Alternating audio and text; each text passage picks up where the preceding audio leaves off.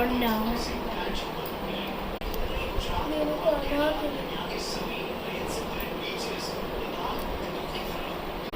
అయితే నా దగ్గరికి ఎందుకు వచ్చాను?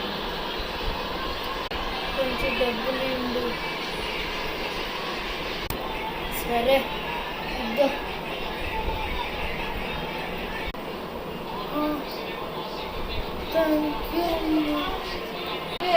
Thank you. ఏం అవసరం లేదు. ఆయుష్మాన్ చల్లగా